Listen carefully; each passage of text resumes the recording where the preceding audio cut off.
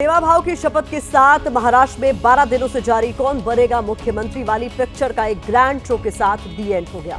देवेंद्र फडणवीस तीसरी बार महाराष्ट्र के सीएम बन गए। इस सियासी पिक्चर के हीरो भले ही देवेंद्र फडणवीस हैं, लेकिन एकनाथ शिंदे के किरदार ने आखिर तक सियासत में दिलचस्पी रखने वाले साथियों को अपने साथ बांधे रखा।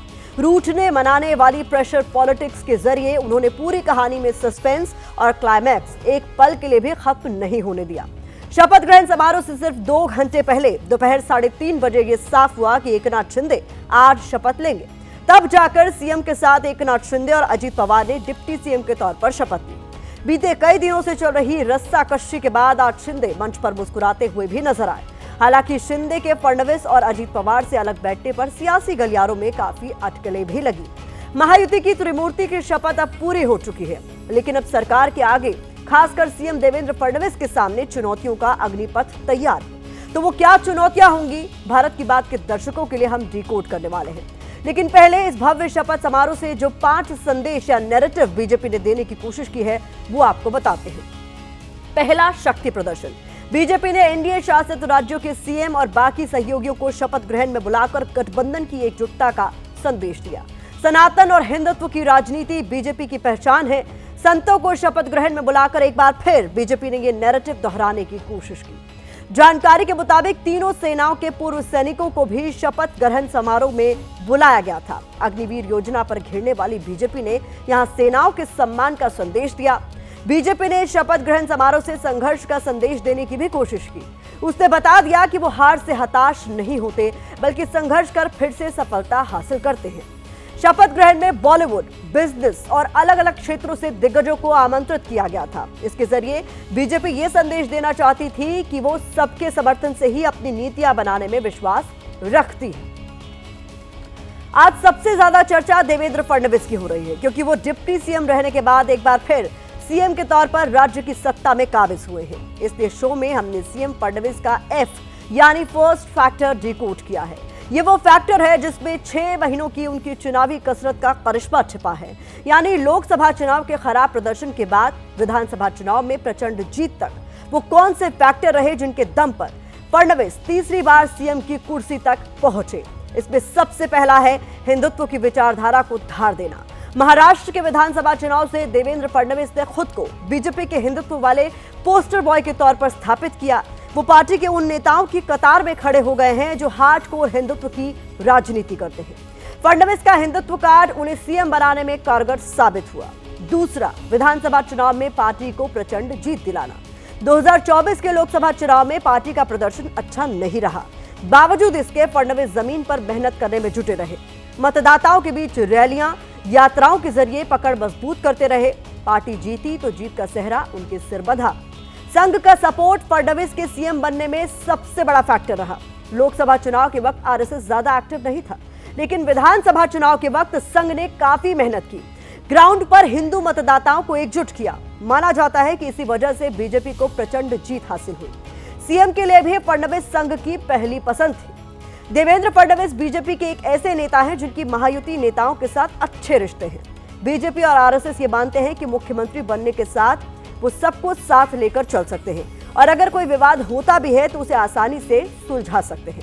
इसके अलावा देवेंद्र फडणवीस बीजेपी के एक ऐसे नेता हैं जिन्हें संगठन और सरकार दोनों का ही अच्छा खासा अनुभव रहा है।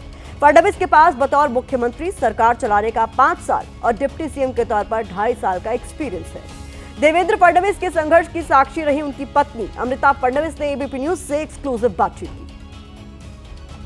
बहुत ही खुशी हो रही है, सीमा नहीं है खुशी की, पर उसी के साथ बहुत जिम्मेदारी का एहसास हो रहा है। महाराष्ट्र ने पॉलिटिक्स की वजह से बहुत सहा है, अब ये बहुत हो गया।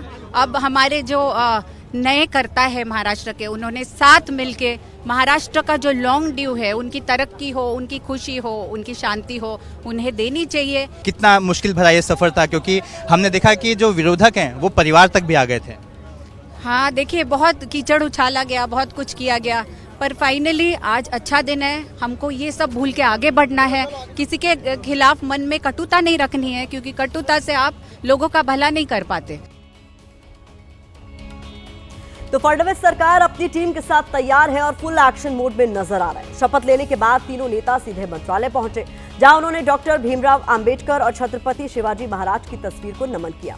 यहां तीनों नेताओं पर पुष्प वर्षा भी की गई। इस सब के बीच मंत्रालयों पर पेच अब भी बरकरार है। शिंदे गृह, ऊर्जा, सिंचाई, राजस्व जैसे अहम मंत्रालयों की मांग से अभी पीछे नहीं हट रहे हैं। दूसरी तरफ सूत्रों के हवाले से खबर मिल रही है कि अजीत पवार ने कृषि, वित्त, जो पहले से उनके पास रहा है, इसके अलावा सहकारिता जैसे मंत्रालयों पर दावा ठोक रखा है। हालांकि एबीपी न्यूज के पास सूत्रों के हवाले से जो खबर है उसके मुताबिक देवेंद्र फडणवीस वित्त मंत्रालय की कमान अपने हाथों में रख सकते हैं, क्योंकि बीते कुछ समय में राज्य की वित्तीय स्थिति काफी खराब हुई है। गृह मंत्रालय छोड़ने को भी फडणवीस राजी नहीं है। ऐसे में गृह और वित्त जैसे दो मंत्रालय दोनों सहयोगियों से दूर जा सकते हैं और उनकी नाराजगी इस मामले पर बढ़ सकती है।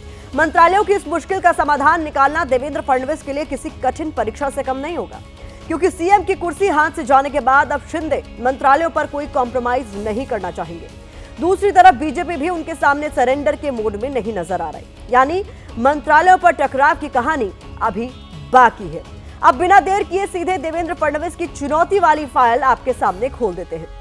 फडणवीस को सहयोगियों के साथ कुशलता से डील करना होगा, क्योंकि शिंदे सीएम की कुर्सी जाने के बाद से थोड़े खफा होंगे, तो अजीत पवार भी अहम मंत्रालय के लिए कोशिश करेंगे। दोनों मराठा समुदाय के नेता हैं और दोनों के अपने अपने राजनीतिक एजेंडे। ऐसे में फडणवीस के लिए दोनों के साथ तालमेल बिठाकर सरकार चलाने की बड़ी चुनौती होगी। अगले कुछ दिनों में फडणवीस के सामने बीएमसी का चुनाव जीतने की चुनौती भी होगी।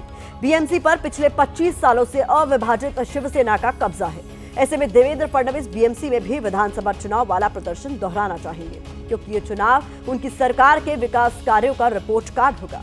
बीएमसी के चुनाव में मराठा वोट एक निर्णायक फैक्टर रहने वाला है। माना जाता है कि एकनाथ शिंदे को सीएम बनाने से महायुति को बीएमसी चुनाव में इसका फायदा मिलता, लेकिन अब सीएम देवेंद्र फडणवीस हैं, जो ब्राह्मण चेहरा है। ऐसे में मराठा वोट बैंक को साथ जोड़कर रखना फडणवीस के लिए किसी इम्तिहान की तरह होगा। मराठा आरक्षण भी मुख्यमंत्री के तौर पर देवेंद्र फडणवीस की मुश्किल बढ़ा सकता है। लोकसभा चुनाव में मराठा आरक्षण के मुद्दे पर बीजेपी को नुकसान सहना पड़ा था। ऐसे में अगर मनोज जरांगे दोबारा आंदोलन तेज करते हैं तो उसका समाधान निकालना देवेंद्र फडणवीस के लिए टेढ़ी खीर साबित हो सकता है। महायुति सरकार ने चुनावी वादों में लाडकी बहन योजना के तहत मिलने वाली धनराशि को 1500 रुपए प्रति महीने से बढ़ाकर 2100 रुपए करने का वादा किया था। इसके अलावा किसान सम्मान निधि की राशि 12 से 15,000 करने का भी वादा है। अब फडणवीस के सामने इस वादे को पूरा करने का चैलेंज होगा, क्योंकि पहले ही राज्य का कर्ज 7 लाख करोड़ से ज्यादा है।